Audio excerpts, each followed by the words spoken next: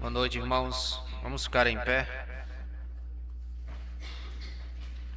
Deus nos convoca esta noite para o adorar. Lá em Abacuque 2:20, a palavra de Deus nos diz assim: O Senhor, porém, está no seu santo templo, cale-se diante dele toda a terra.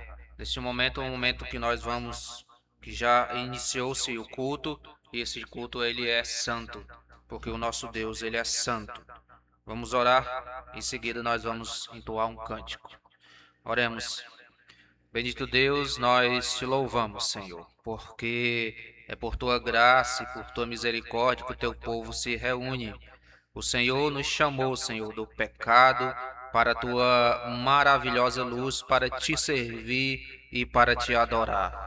Que o nosso culto, Senhor, seja santo, reverente, com temor e tremor a ti, Senhor, e a tua santa e poderosa lei. Que nesta noite, Senhor, nós venhamos a te agradar, Senhor, mais uma vez. E o teu Espírito Santo esteja nos ajudando, Senhor, neste serviço. E assim, Deus, nós venhamos a te servir e te adorar mais uma vez, em espírito e em verdade. Assim, Deus, nós oramos em nome de Cristo Jesus. Amém. Vamos para um cântico do Saltério Reformado, Salmo de número 146.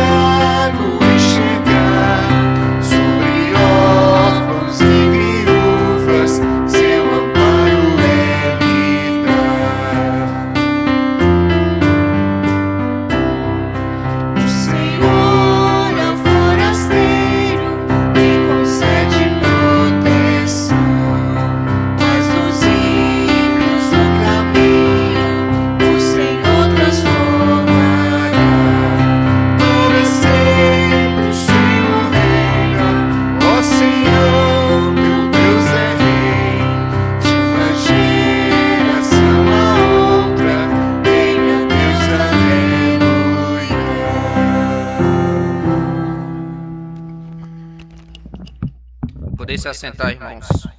Vamos ler a palavra de Deus lá em Isaías capítulo 1, verso 18, uma leitura em uníssono, todos juntos. Isaías capítulo 1, verso 18.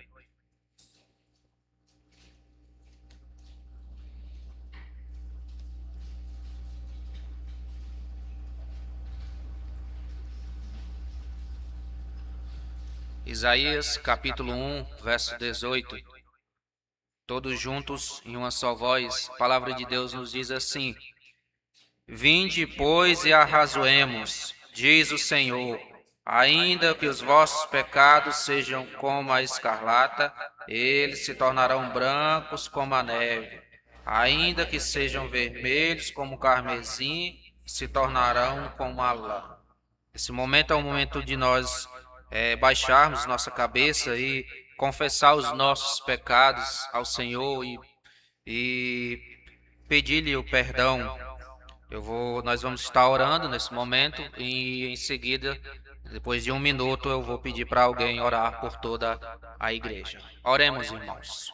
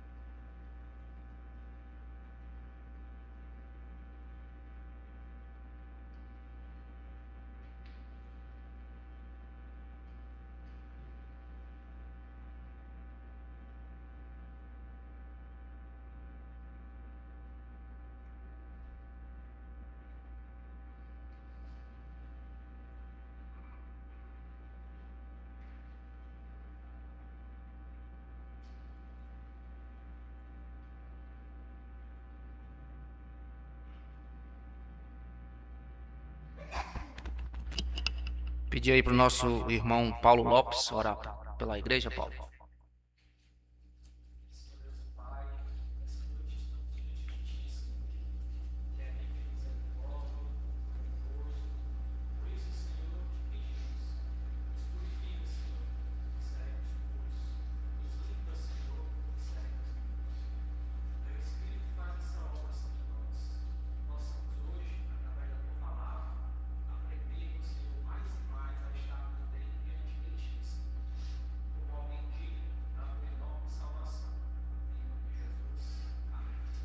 Amém.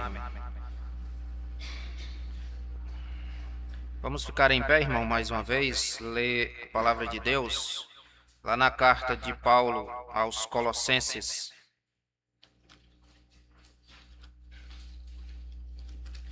Capítulo 1, verso 13 e 14.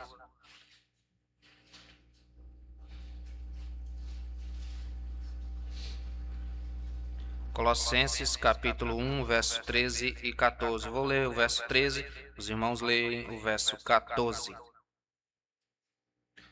Diz assim a palavra de Deus: Ele nos libertou do império das trevas e nos transportou para o reino do Filho do seu amor.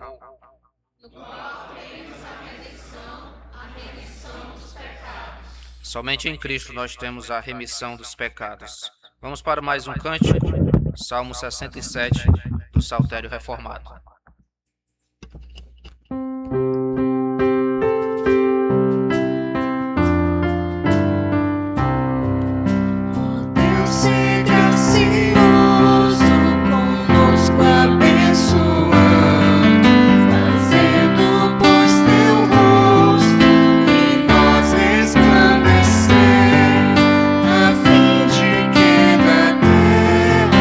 Saiba teu caminho.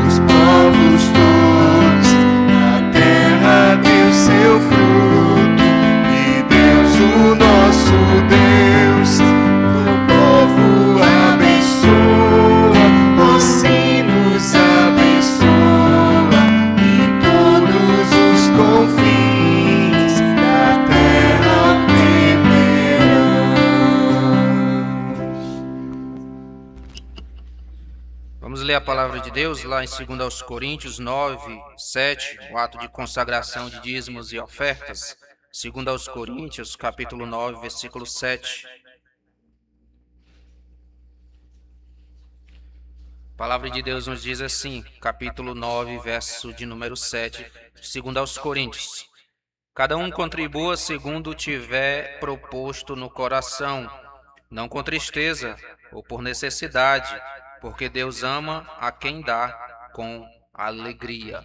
Que o Senhor nosso Deus continue derramando da sua providência, da sua graça, no meio do seu povo, que nós venhamos a contribuir, não com tristeza, mas com alegria, sabendo que isto é para a manutenção da sua casa. Vamos para mais um cântico, enquanto nós dizimamos e ofertamos.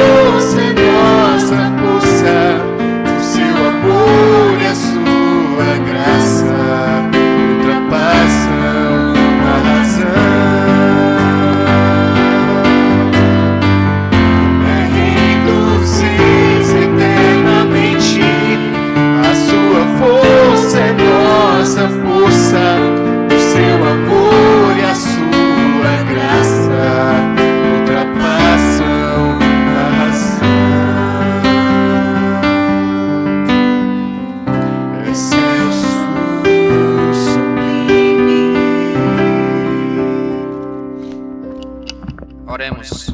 Bendito Deus, como nós somos gratos a Ti, Senhor, por tudo que a Tua mão tem nos dado. E por esse motivo, Senhor, nós temos devolvido aquilo que pertence a Ti. Graças Te damos, Senhor, pelo Teu povo, pela Tua igreja e pela Tua mão que providencia tudo, Senhor, para nosso sustento. Pai, nós Te louvamos nesta noite. Pedimos também, Senhor, pela vida do pastor Wilson, que irá, Senhor, trazer a exposição da Tua palavra. Que o Senhor seja com ele, Senhor, e que o Teu Espírito Santo o use como instrumento para a edificação da Tua igreja. Assim, Deus, nós oramos em nome de Cristo Jesus. Amém. Podeis se assentar, irmãos.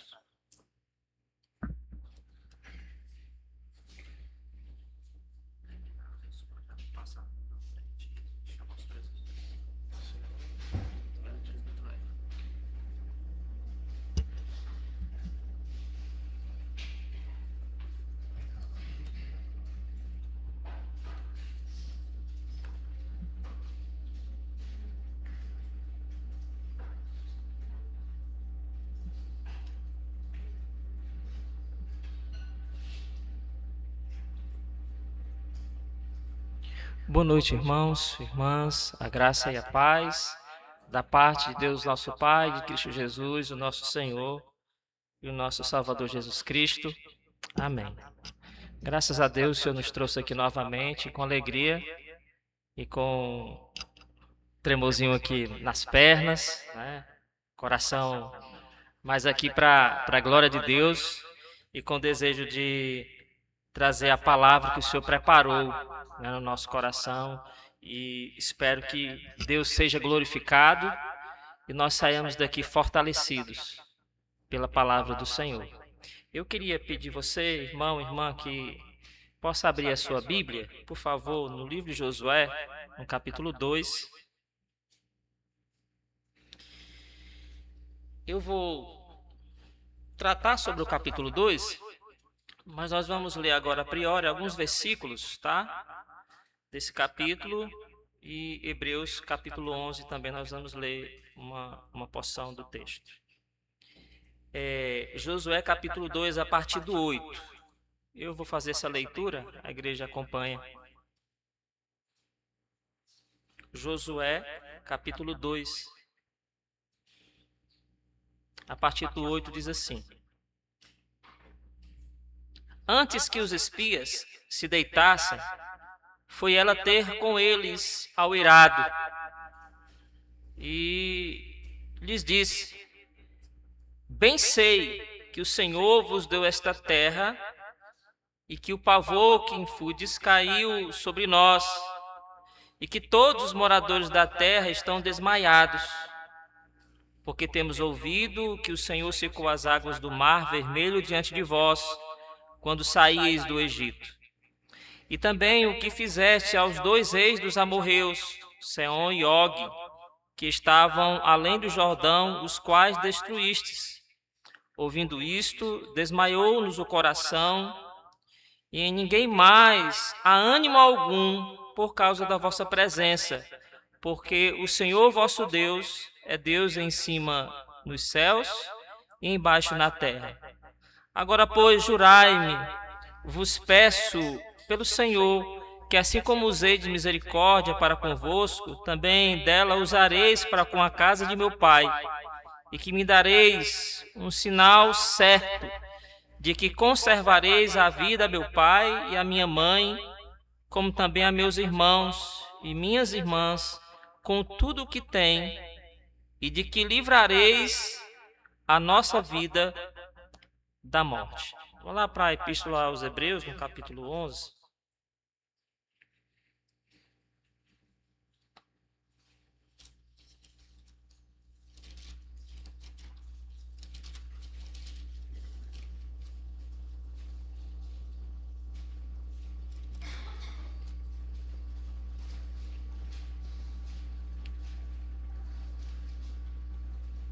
Verso 30 e 31.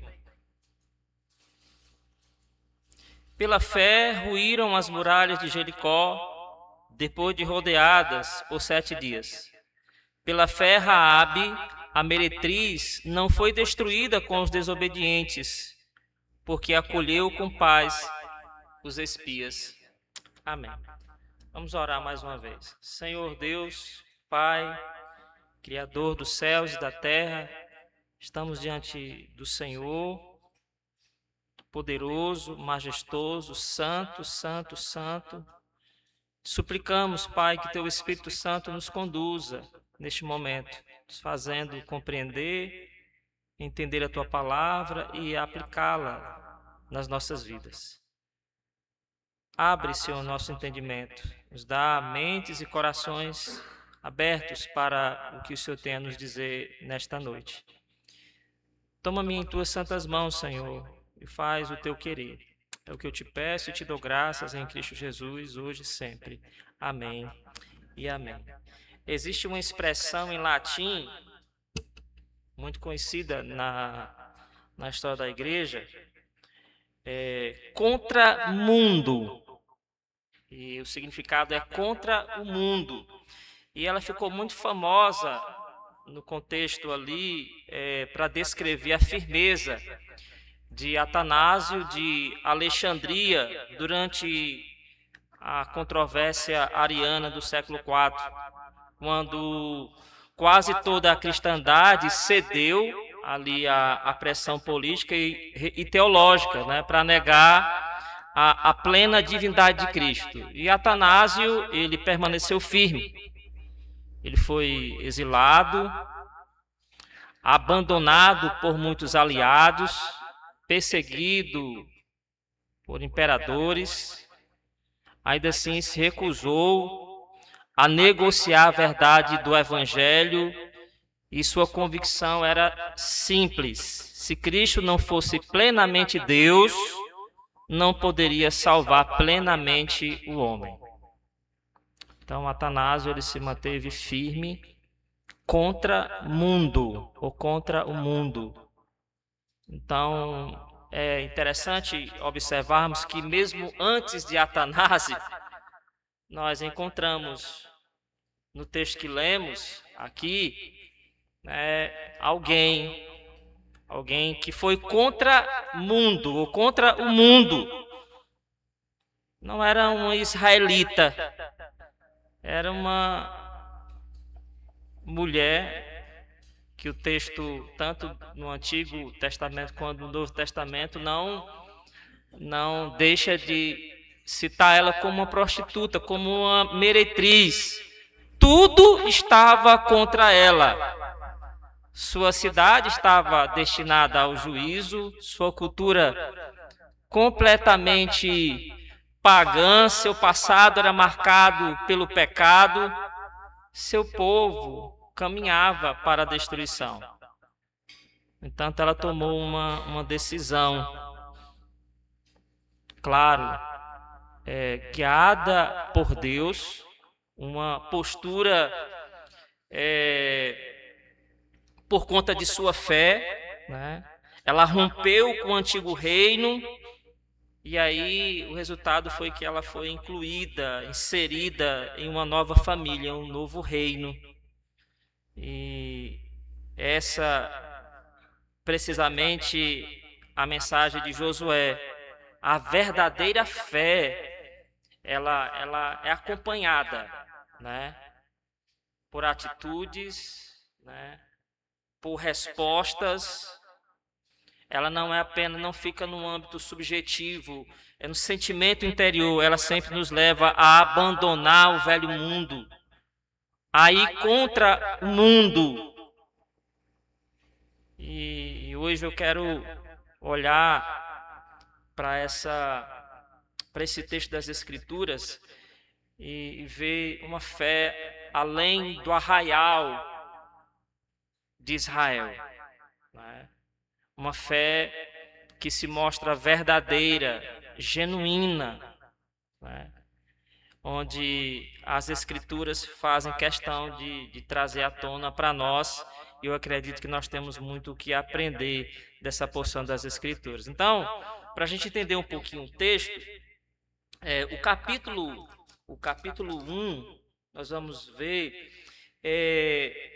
o chamado e o encorajamento que Deus vai trazer a Josué, aquele a quem vai suceder Moisés. Moisés viu a terra de longe, não ia entrar, e Deus levanta um líder para que pudesse conduzir o povo, né, a entrar na terra prometida. E havia desafios à frente, né, passar o Rio Jordão, como também começar uma empreitada em conquistar a terra. E para isso exigia muito esforço, muita coragem, obediência. Um homem com um coração resoluto, né, firme. Então, no capítulo 1, dos versos de 1 a 9, nós vamos ver Deus encorajando Josué. Quando a gente olha para os versos 10 até o verso 18 do capítulo 1, nós vemos os preparativos para que Josué e o povo adentrasse, passasse o Jordão e começasse a sua caminhada, a sua jornada. E aqui a gente vê, no capítulo 1 ainda, uma unidade, né, em todo o povo, né, há uma preparação, uma cooperação, há uma obediência da parte do povo.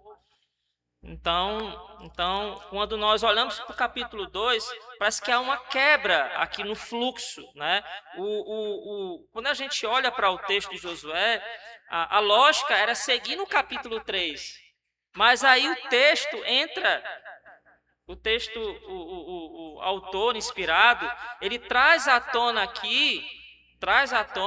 essa imagem, né,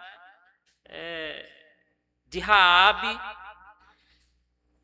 do que vai acontecer com ela, né, e o papel dela nesse plano, né, redentivo de Deus. Então, os acontecimentos de Josué ocorrem aqui poucos dias antes da conquista de Jericó.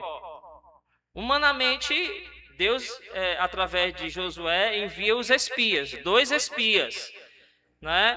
Mas aí, divinamente, Deus está conduzindo seus servos até a uma mulher, cujo coração Deus já havia preparado. Deus já tinha alcançado por sua graça. E esse detalhe é extraordinário.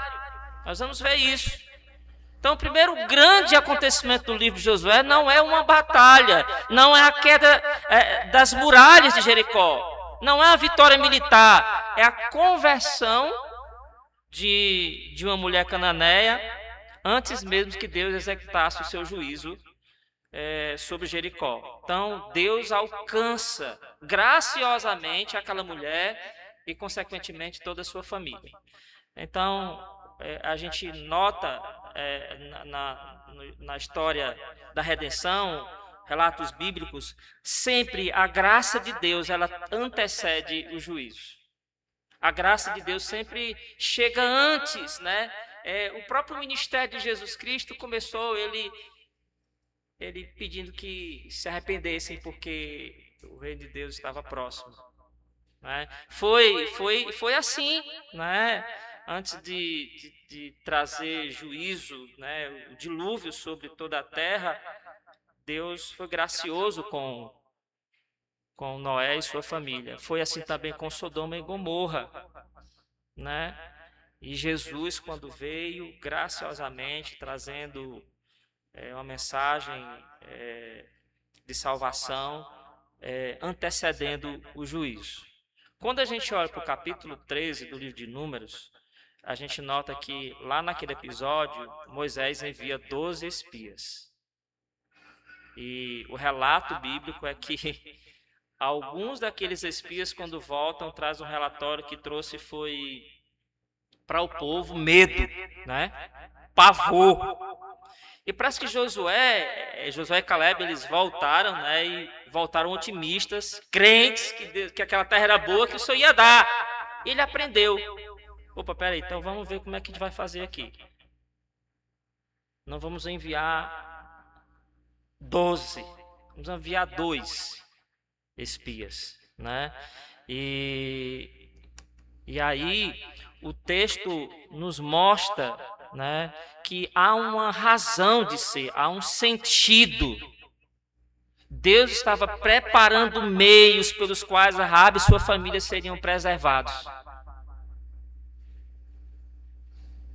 Assim como a gente olha lá em João no capítulo 4, era necessário, o texto diz que era necessário Jesus passar por Samaria.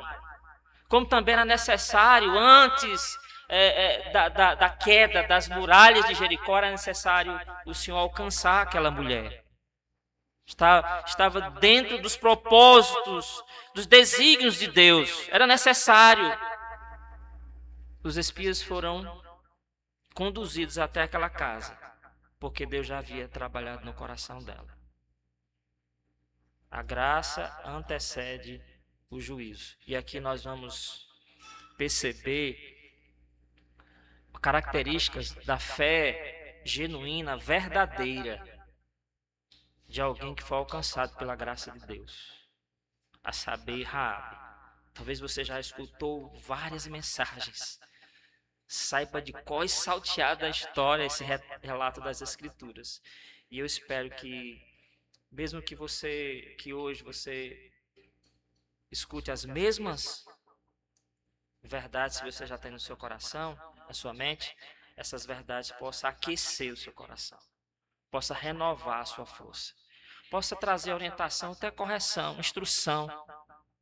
Então, nós vamos observar aqui nesse texto características de uma fé genuína e uma fé verdadeira. Em primeiro lugar, nós vamos perceber no texto que a verdadeira fé, ela nasce quando ouvimos quem é Deus, o que Ele fez, quando ouvimos os seus feitos. A fé, ela nasce, como diz Paulo, né? A fé vem pelo ouvir e ouvir pela palavra de Cristo. Vamos entender por que ela agiu como agiu. Acolheu os espias, protegeu os espias, tá? Porque nasceu em seu coração, a partir do ouvir sobre Deus. Essa fé, ela nasce a partir daquilo que nós ouvimos, quem é Deus, o que Ele fez, os seus feitos. Ela creu nisso. Então, veja só, eu li, né, os versos de 8, mas eu vou, dos versos 8 em diante, mas eu vou ler novamente. Antes que os espias se deitassem, foi ela ter com ele ao eirado e lhe disse: bem sei que o Senhor vos deu esta terra, e que o pavor que infundes caiu sobre nós, e que todos os moradores da terra estão desmaiados, porque temos ouvido que o Senhor secou as águas do mar vermelho diante de vós, quando saíeis do Egito, e também o que fizestes aos 2 reis dos amorreus, Seom e Og, que estavam além de Jordão, os quais destruístes. Ouvindo isto, desmaiou-nos o coração, e em ninguém mais há ânimo algum, por causa da vossa presença, porque o Senhor vosso Deus é Deus em cima nos céus e embaixo na terra. Raabe faz aqui uma das maiores confissões de fé do Antigo Testamento. Ela reconhece, a partir do que ela ouviu, acerca do que Deus fez, ela acredita, ela crê e declara que o Deus daqueles 2 espias era Deus em cima nos céus e também em cima na terra. Foi a partir do que ela ouviu. Aqui, irmãos, Raabe nunca presenciou esses acontecimentos. Ela nunca viu o mar vermelho se abrir, nunca esteve no Sinai, nunca caminhou pelo deserto. Enquanto toda Jericó ouviu as mesmas notícias e endureceram o seu coração, Raabe ouviu e creu. E aí, quando a gente olha para Hebreus, no capítulo 11, a fé, ela é certeza das coisas que se esperam e convicção de fatos que se não veem. Stuart Oldt, ele comentando, né, a Epístola aos Hebreus, ele falando sobre especificamente o capítulo 11, ele fala sobre a fé explicada e a fé demonstrada. Ele explica o que é fé: certeza das coisas que se esperam, convicção de fatos que se não veem. E ele começa a demonstrar a fé, como agiu a fé daquelas pessoas, daquela galeria ali. Então nós vemos claramente essa mulher tendo certeza, coisas que até mesmo os israelitas, o povo hebreu, eles não acreditaram, foram incrédulos. Aquela mulher, ela tinha convicção: olha, já esse povo vai passar o Rio Jordão, esse povo vai começar a invadir a nossa cidade, vai haver aqui, eles vão começar a destruir. Esse Deus vai fazer isso. Ele vai aplicar o juízo sobre nós. Ela creu nisso. A partir do que ela ouviu, as notícias chegaram. Nós não sabemos quem falou para essa mulher, como essa notícia chegou. Não é? É como Paulo diz, e eu já citei, né? A fé vem pelo ouvir e o ouvir pela palavra de Cristo. E o verbo lá no hebraico, chamar, interessante, ouvir, tem a ver com responder, obedecer e submeter-se. Então, ouve, ó Israel, exigia uma resposta. Raabe tinha uma série de desvantagens. Era uma mulher gentia, prostituta, não conhecia a lei de Moisés, não fazia parte da aliança. Ela ouviu e creu.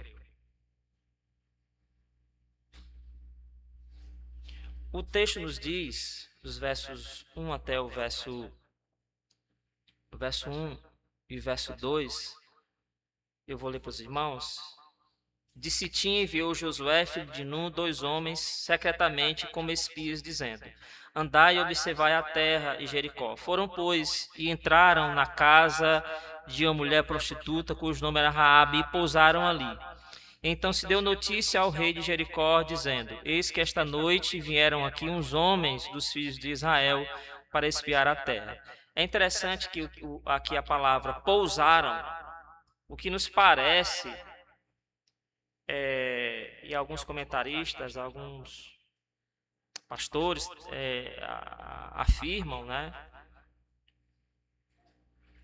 que ali era um bordel. É uma casa que recebia muita gente, estrangeira, né? Gente da cidade, gente de fora. E aí, estrategicamente, aqueles homens foram ali, porque eles teriam informações tanto de Jericó, né? Eles tinham informação de Jericó, né? Mas é interessante que quem chegava ali trazia suas notícias, o que ocorria na vizinhança. E provavelmente essa mulher ouviu sobre os feitos de Deus. Comentava-se sobre as pragas do Egito, como ocorreu a abertura do Mar Vermelho, as vitórias de Israel sobre Seom e Og, e o que para muitos era apenas histórias, para Raabe é a evidência de que o Deus de Israel era o único e verdadeiro Deus. Não era tanta informação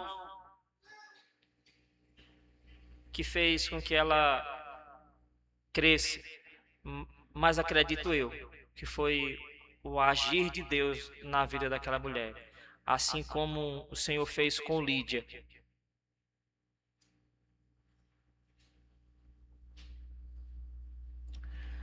Na cidade de Tiatira, né, quando o Senhor abriu o coração para que ela entendesse as coisas que Paulo dizia. Então, irmãos, em primeiro lugar, a fé genuína, verdadeira, ela nasce por aquilo que nós ouvimos da parte de Deus. Quem Deus é, o que Ele fez, seus feitos, o plano da redenção. E dentro desse primeiro ponto, eu queria reforçar algo que eu acredito ser importante para a nossa vida como aplicação.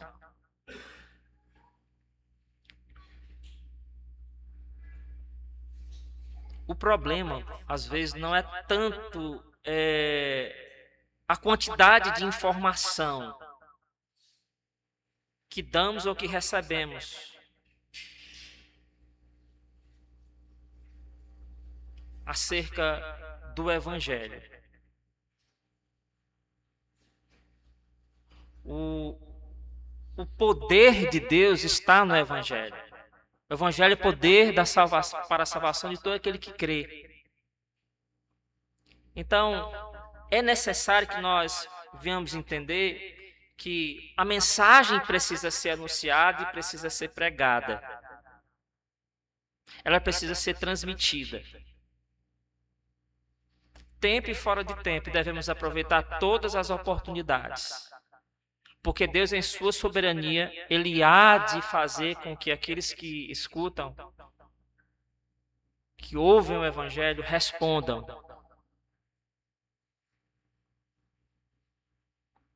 Por isso que é necessário que a gente transmita o Evangelho. Levemos o Evangelho.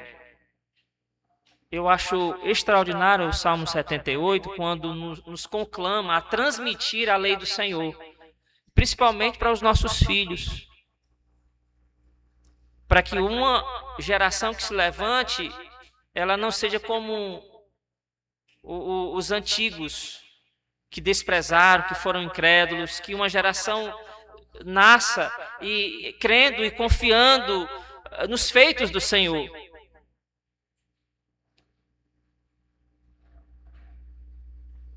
Aquela mulher, ela ouviu acerca de Deus. E o Senhor trabalhou no coração dela. A graça de Deus. A graça irresistível alcançou aquela mulher. A graça antecedeu o juízo. Então, nós precisamos fazer aquilo que nós já sabemos que devemos fazer. Proclamar os feitos de Deus, falar de Deus. Deus fará a sua obra nos corações. Segundo lugar, irmãos, a verdadeira fé, ela rompe com o passado. Ela faz com que o ser humano cause uma ruptura, se desligue. E onde é que nós podemos encontrar isso no texto? Veja só, nos versos 1 até o verso 7, o que vai acontecer aqui? É exatamente quando os espias chegam em Jericó, né? Logo a notícia chega ao rei, e o rei envia homens, né, à casa de Raabe. Temerosos, por saber que Deus já estava dando continuidade ao plano dele, né, em fazer com que o seu povo conquistasse a terra. Temerosos, eles vão em busca dos espias. E Raabe, como diz o verso 4, diz o seguinte: a mulher, porém, havia tomado e escondido os 2 homens e disse: é verdade que os 2 homens vieram a mim, porém eu não sabia de onde eram. Havendo-se de fechar a porta, sendo já escuro, eles saíram. Não sei para onde foram. Ide após eles depressa, porque os alcançareis. Ela, porém, os fizera subir ao eirado, os escondera entre as canas do linho que havia disposto em ordem no eirado. Foram-se aqueles homens após os espias pelo caminho que dá aos vales do Jordão, e havendo saído os que iam após eles, fechou-se a porta. Se o primeiro movimento do texto, irmãos, vimos que a fé nasce ao ouvir quem Deus é, agora percebemos que a fé verdadeira nunca permanece no campo das convicções. Ela se manifesta em atitudes concretas. Atitudes concretas, palpáveis. Ela não apenas acreditou no Deus de Israel, que ele era o Deus dos céus e da terra, mas agiu de acordo com suas convicções. E sua fé certamente custou muito caro. Ela colocou em risco a sua vida, a vida de sua família.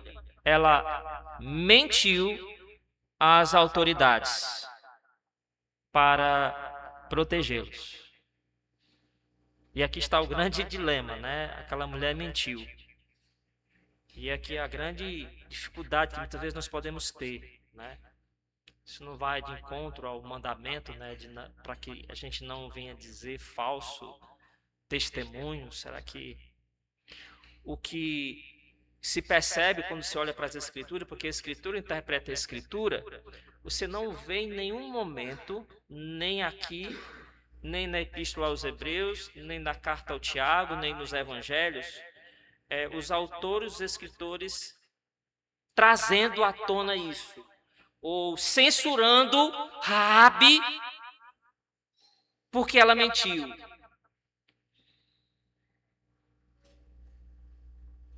O que nós vemos é que essa ruptura fez com que ela agora fosse leal, fosse fiel. A quem agora? Ao Senhor, a Deus. Tanto é que quando a gente olha para Hebreus, o texto nos diz assim: pela fé Raabe, a meretriz, não foi destruída com os desobedientes, porque acolheu com paz os espias. Tiago nos mostra que ela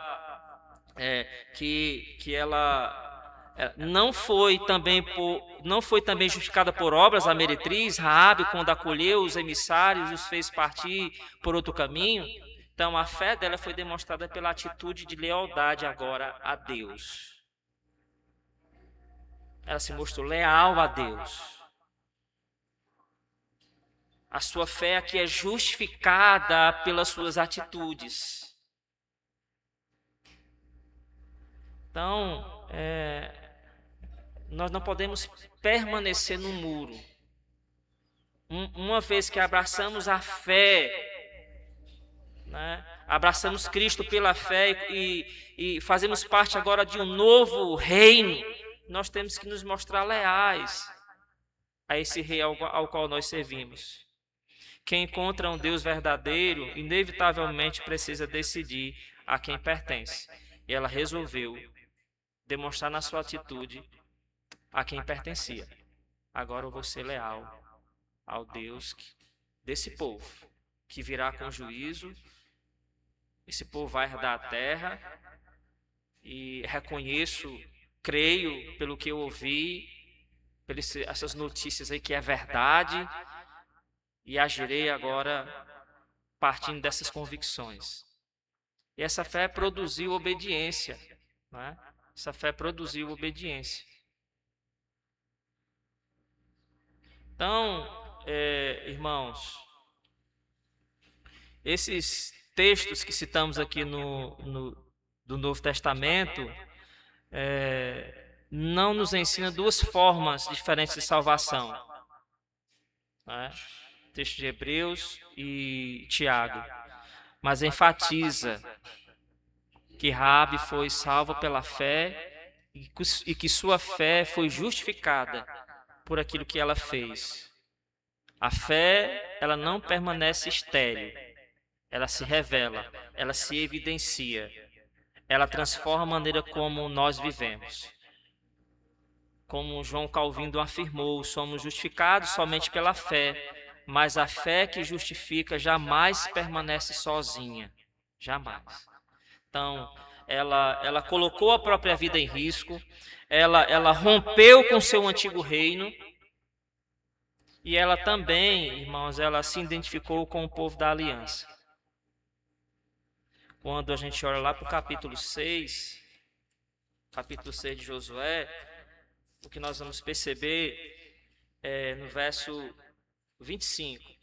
Mas Josué conservou com vida a prostituta Raabe e a casa de seu pai e tudo quanto tinha, e habitou no meio de Israel até o dia de hoje, porque esconderam os mensageiros que Josué enviara a espiar Jericó. A gente percebe que agora ela vai ser identificada com o povo da aliança. E isso se mostra muito claro quando, a partir do capítulo 1 do Evangelho de Mateus, ela é incluída lá na genealogia de Jesus Cristo. O texto nos diz que ela casa-se, né, com Salmão, da tribo de Judá, tornou-se mãe de Boaz, avó de Obed, bisavó de Jessé, ancestral do rei Davi. E ela é incluída na genealogia de Jesus. Então agora ela foi inclusa, né? Ela faz parte, ela habita no arraial.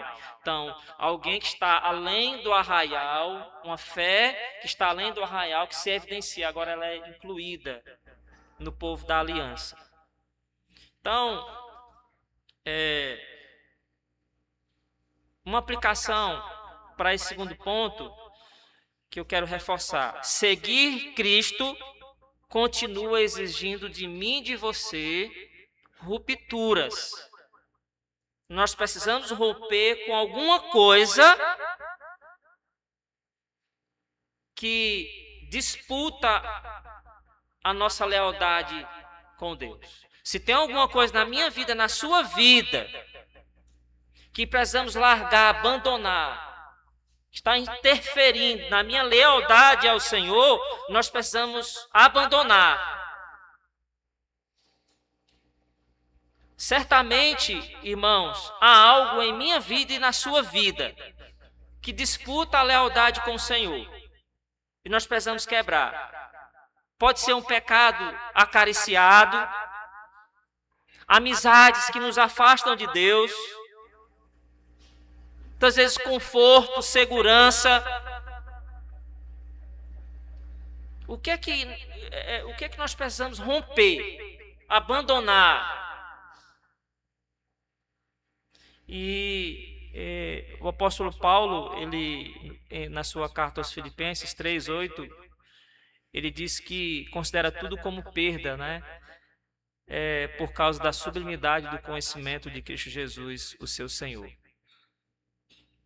Então, existe algo que precisamos romper, abandonar. A fé verdadeira, genuína, ela requer de nós isso. O que é que eu preciso abandonar? O que é que você precisa romper?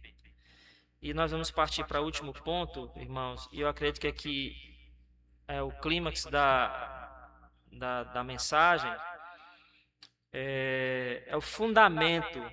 Josué nos mostra aqui o fundamento desta fé. Ela descansa, a fé verdadeira descansa na graça de Deus. Veja, o texto corre no seguinte fluxo, né? Dos versos 1 até o verso 7, a questão lá dos espias que são enviados, né? A notícia que chega ao rei, Raabe acolhe, né? Mostra lealdade ao Senhor.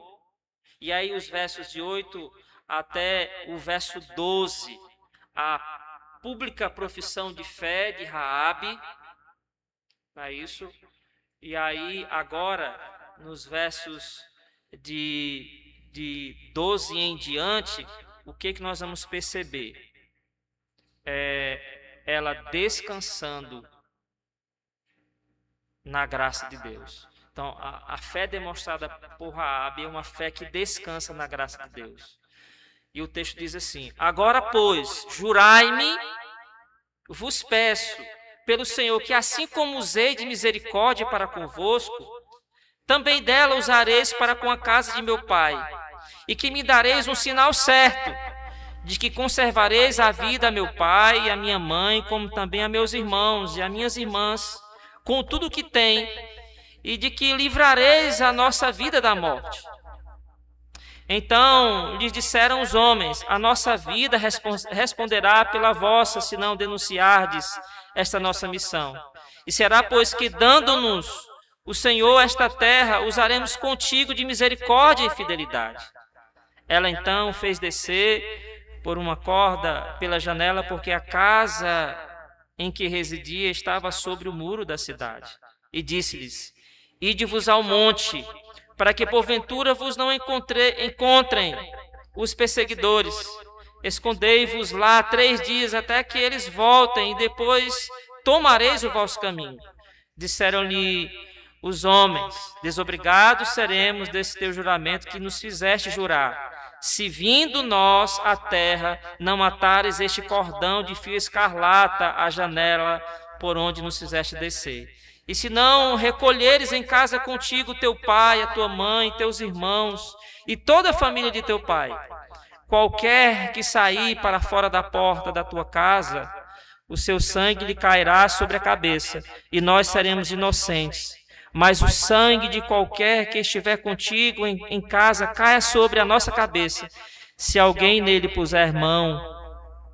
Também, se tu denunciares esta nossa missão, seremos desobrigados do juramento que nos fizeste jurar. E ela disse: segundo as vossas palavras, assim seja. Então os despediu e eles se foram.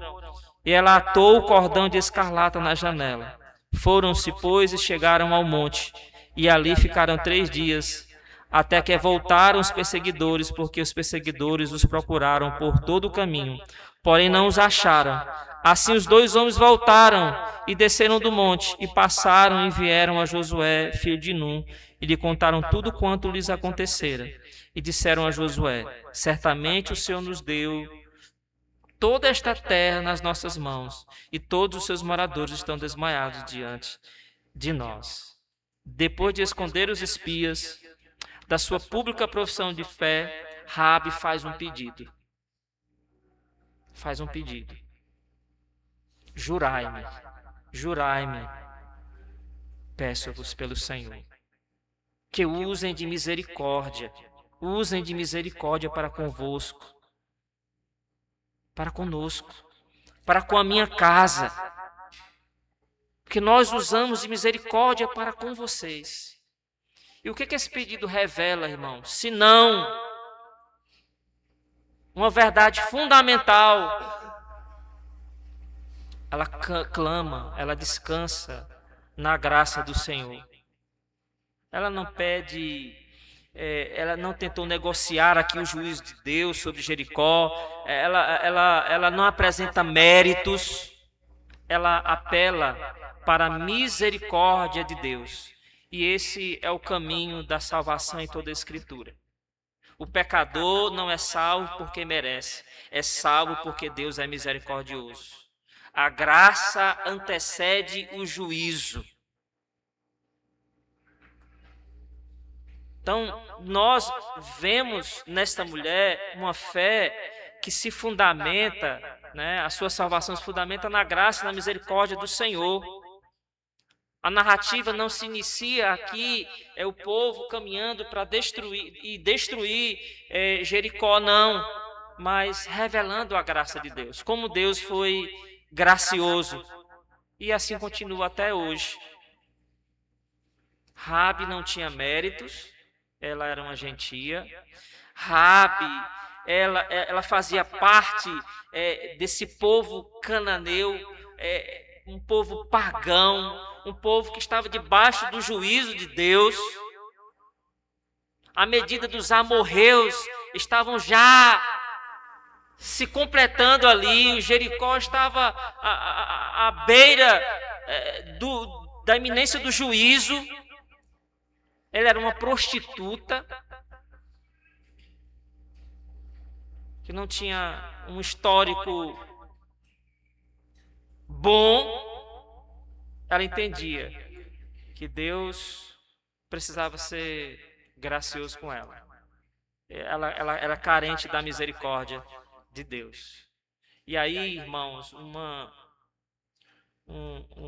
algo aqui, um elemento no texto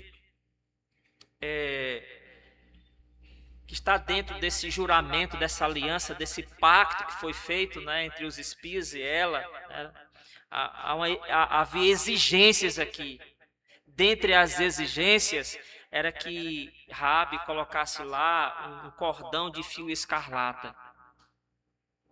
Ainda que o texto não faça referência, escarlata não faça referência ao sangue, a Cristo,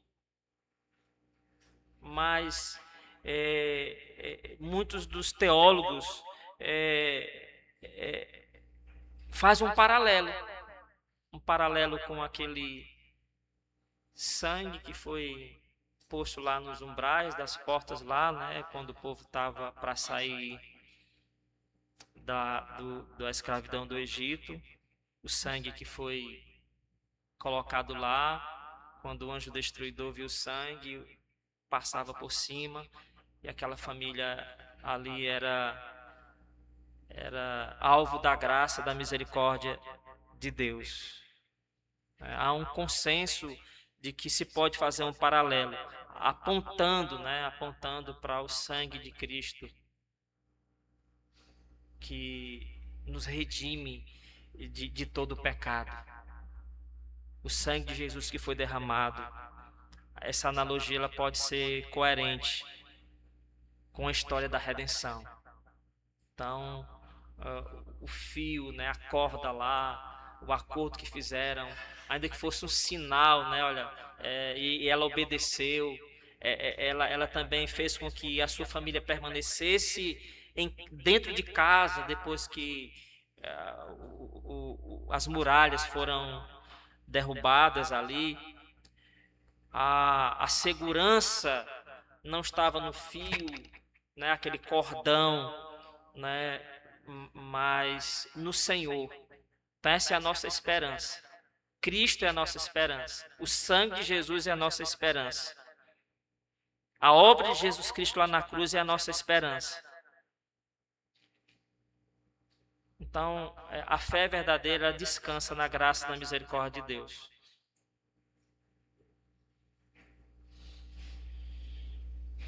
E aí, eu quero finalizar com uma aplicação. Nós vivemos entre dois acontecimentos. Assim como Raabe permaneceu dentro de uma cidade condenada, aguardando o dia da libertação, nós também vivemos em um mundo que caminha para o juízo.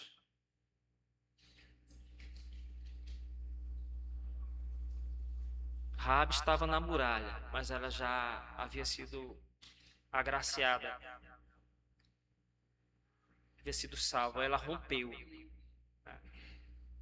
Ela contra o mundo, ela tomou uma decisão e ela demonstrou sua fé.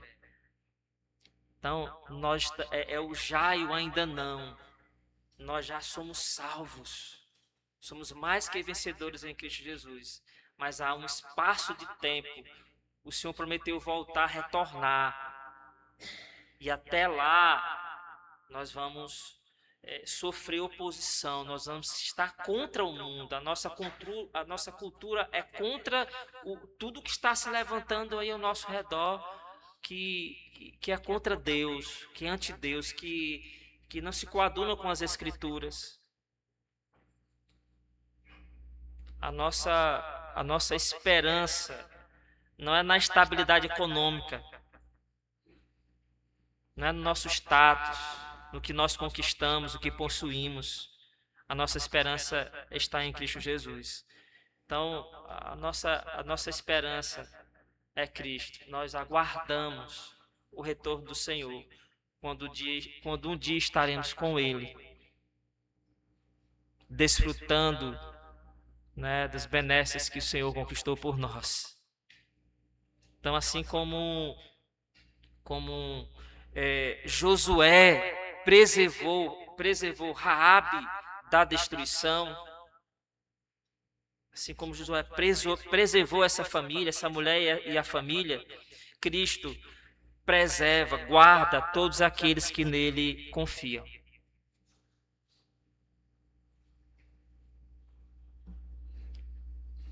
Nós encontraremos descanso só quando descansarmos no Senhor. E é o que nos aguarda e é o que nos espera. Então, que como Raabe, né, a nossa fé seja firmada naquele que é o Senhor e Deus em cima dos céus, em cima da terra. Que a nossa fé, ela produza em nós ruptura com aquilo que não se coaduna com a vontade de Deus, né? Que a nossa fé, ela descanse na graça e na misericórdia do Senhor. Que Deus aplique a sua boa palavra em nossas vidas. Amém. Vamos orar. Senhor Deus, obrigado, meu Pai. Obrigado porque a tua graça, ela superabundou em nossas vidas. Nós fomos alcançados pelo teu amor, pela tua misericórdia, bondade. Nós não fazemos parte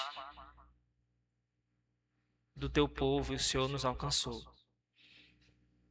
Não há em nós, ou não havia em nós, nada diferente de Raabe, nem de tantos outros que o Senhor alcançou em suas vidas pregressas, Senhor. Obrigado, Senhor. O fato de as Escrituras citar Raabe como meretriz não é para humilhá-la, mas é só para sobressaltar a tua graça e a tua bondade. Obrigado, Senhor. Obrigado por ter nos alcançado. Obrigado pelo teu Filho Jesus Cristo, que morreu na cruz para trazer eterna redenção a nós. Que o Senhor encontre no meio do teu povo essa fé genuína, fé verdadeira, Senhor. Que nós possamos confiar nas promessas do Senhor, descansar nelas. Nós assim oramos em Cristo Jesus, hoje e sempre. Amém e amém.